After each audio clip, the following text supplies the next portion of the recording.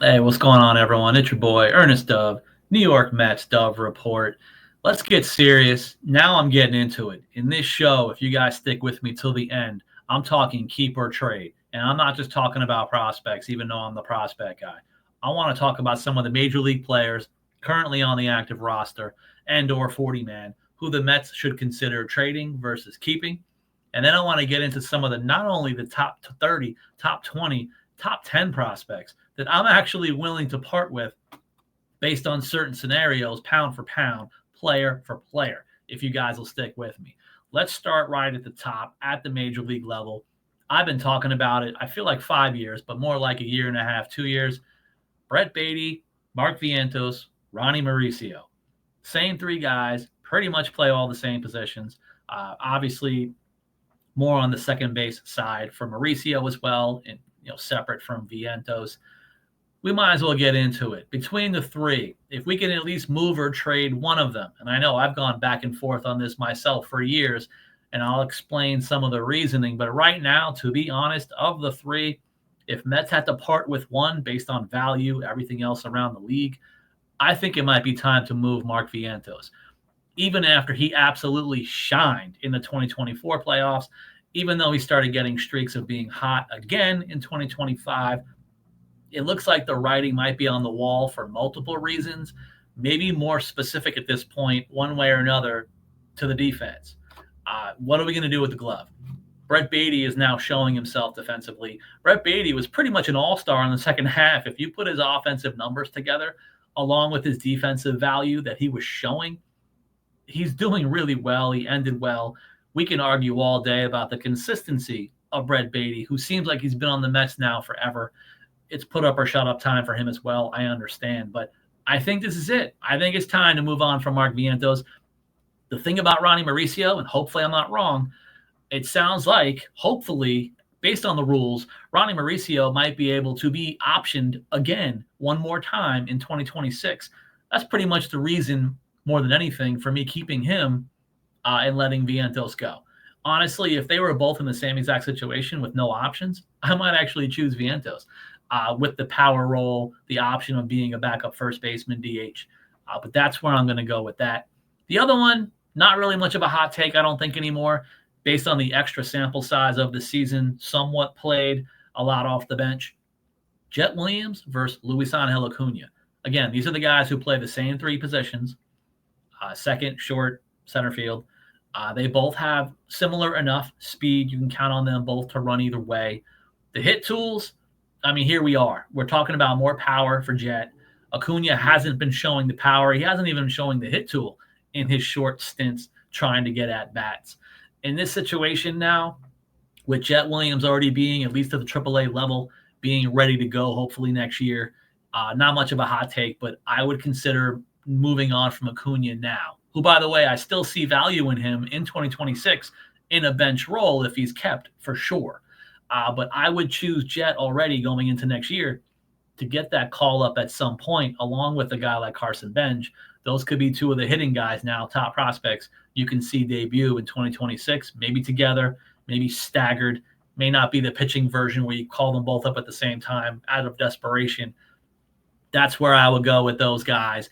Now I want to get into the minor league portion of this, which obviously is going to drive some people crazy. Like, is Dove really going to say this? Yes. It's time to move on with some guys because there's a lot of value out there. The Mets have arguably the top farm system in Major League Baseball at this point. Again, maybe I'm exaggerating, even though some people like ESPN, one of their peoples mentioned them being tops, maybe at least top three, top five. With that being said, you can't keep everybody. They're not all going to be on the 26-man or even the 40-man together. I wanted to group up certain players and make a decision. Sometimes might as well go with it. Again, this is my opinion, but I want to give some information and thoughts related to it. So we have Jacob Reimer, AJ Ewing, Ryan Clifford, all three bats, young, all ranked in the top 10.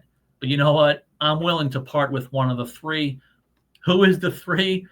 I'm going to go ahead and part with Ryan Clifford, the big red dog. I'm sorry, everybody. And I'm also going to show my age now in this situation. I still see the concerns with the K rate. It's been pretty much around the 30-ish percent since all of pro ball that I could mostly know of with Ryan Clifford. He's also a guy who hit 29 home runs, and based on the ABs, it's like a 35 plus home run guy if they were up to 600 at bats, because I don't think he broke 400. The home runs are there. The K rate is very high. The other thing showing my age, batting average. The man I don't think has sniffed 250 his entire pro career. And I get it. Nobody cares about batting average. But we're talking about the minor leagues, okay? Last I remember, before Ronnie Mauricio had got called up the last recent time, he was hitting like 500 in AAA. That's for showing he didn't belong there. Then we can argue the quad 4 player, which everyone talks about with a lot of prospects. But if you're hitting in the 240s with a high K rate in the minor leagues, in the AA, AAA level, how is that really going to project when you get to the final highest level? For that reason, and again, now we're going to get into the Pete Alonso situation, but even if in the worst case scenarios of sorts, they let Pete Alonso go, I don't even know if Ryan Clifford is really going to be the answer one way or another, whether it's 2026 or even beyond. If they go to some one-year guy to take the spot, if they keep Vientos, if they keep Jeff McNeil and make him a full-time first baseman, for all I know, those are some of the options. But of the three, I just think Jacob Reimer, which, by the way, bias, I interviewed him, but he's an analytics guy. They love the bat. They love the exit velo, all of that stuff. He's still young. Defensively, to be honest, I kind of see him more as a Vientos than a Brett Baty defensively with a glove at third base. So I understand. But again, he'd be a younger player who can be the third base, first base, DH guy in a couple of years as needed based on how the bat continues to progress into AAA. Then there's A.J. Ewing, which might be the best of the bunch, hands down by far, with the speed, with the hit tool, everything he has going for him. He might actually be, by some months, he might even be the youngest of the three. I think A.J. Ewing has the highest ceiling. You have to keep him, although I've been saying it way too much. If there's a situation with the Marlins, whether it's Alcantara, somebody else, it was my understanding, again, briefly, the Marlins had interest in A.J. Ewing. So if he was moved over the winter, that's still my guess in the team that would take him. So maybe you can quote me on it, tell me I'm completely wrong, or at least pat me on the back if that unfortunate news happens for me. Then there's the pitching side. I want to give we know about the main guys, right? But let's get to the top then, actually. Let's go back. Jonah Tong, Nolan McLean, Brandon Sproat. Do you keep all of them? Sounds easy. You could. They have options. Everything's fine. You can keep all three. Now we're going to be talking about the value part of these things, right? When do you trade guys? When do you wait too long? I've said it a bunch. We have the Dom Smith situation, or some of the guys in years past, the Ike versus Duda nightmare. When you keep guys around too long, the value goes down, things change. So if you were to strike while the iron's hot, these are three technical major league pitchers of sorts, all having now logged innings in the major leagues. Who would you keep? Honestly, of the three, I would part with Brandon Sproat. Obviously, I have my biases. I've interviewed Jonah Tong, wonderful young man. He's the youngest of the three. I see a lot of potential in him still. A lot of the stuff he needs to adjust. He needs to work on that third and fourth pitch to throw it at a higher percentage. Don't always rely on a two-pitch mix unless you're Jacob deGrom. But again, and then Mo McLean, obviously, I don't want to call him the ace of the staff, but don't put the pressure on him. But I believe he showed exactly who he can be at the major league level. So you want to even break camp with a guy like Nolan McLean in the rotation. Tong, I can see being optioned back to AAA no matter what he does in spring. Because again, the youth, he has everything on his side. Guy like Brandon Sproat, technically the oldest of the three. I saw a lot of improvement when they were teaching him a lot of new things this year with the two-seamer, everything else. There was a lot of adjustments he was making from a huge high K rate guy last year to this year. All the numbers started to dip until he perfected and refined some of his pitches. But again, here we are with the command stuff. Everyone says it about Tong as well, who's younger. Now you have the older guy still with the command issues. What could possibly become of someone like him in a couple of years? If he's not throwing 98 plus, how's the movement on all of his pitches plus the overall walks? What's going to happen with a guy like that? That's why I'm saying it might be time to move Brandon Sproat. For some of the other guys, the second tier of high-end pitching, you got Will Watson, Jack Wenninger, the lefty Jonathan Santucci, and the other lefty Zach Thornton. Which one, if I can only choose one, I don't want to give up too many guys. If they were going to move one guy, believe it or not, hot take or not, I'm going to part with the guy who's currently the highest ranked in the Mets system per MLB pipeline on the Mets, and that's Will Watson. That would be the guy of the four I consider moving this winter. Again, I don't want to move any guys. I'm just saying let's start picking guys. Dove, make a decision rather than just love everyone. I say maybe part with Will Watson.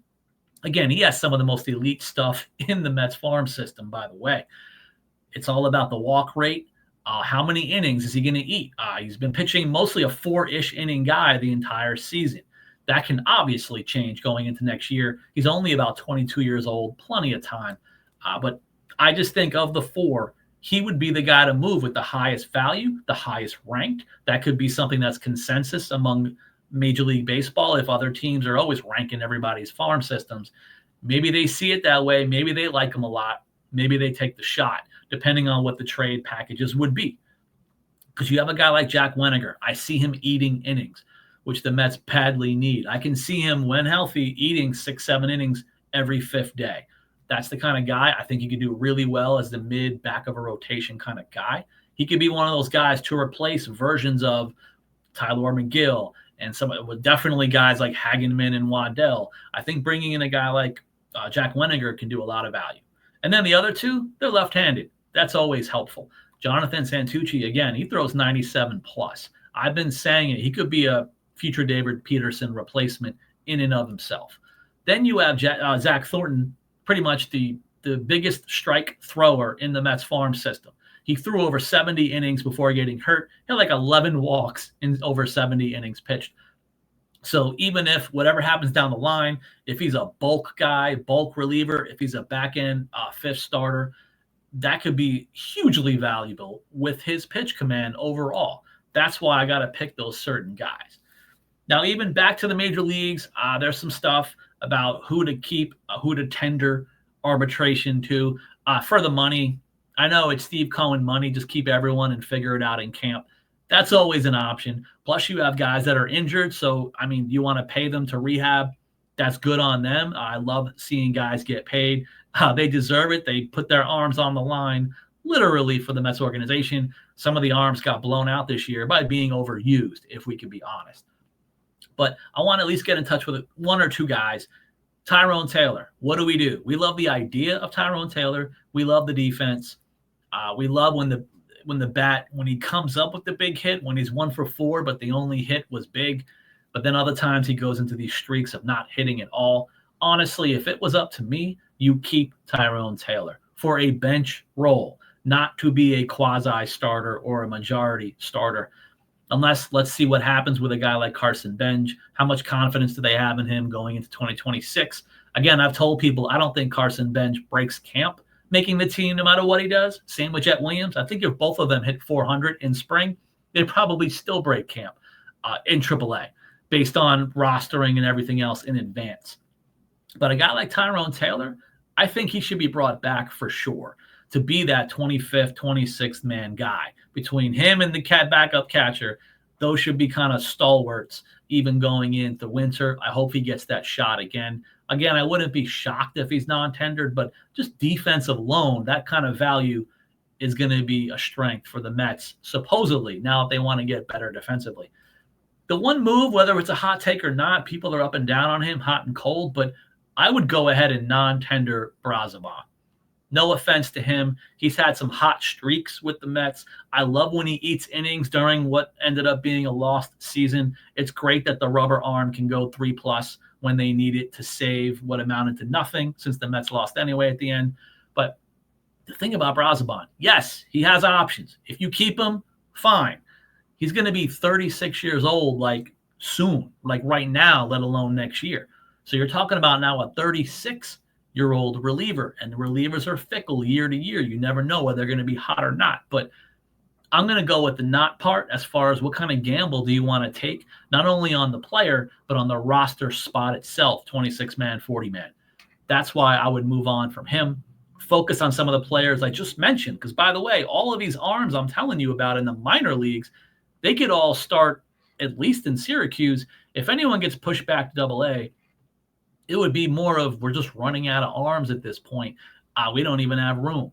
So I would move on from some of those guys. I would keep the rest, and hopefully you guys can keep me on your channel.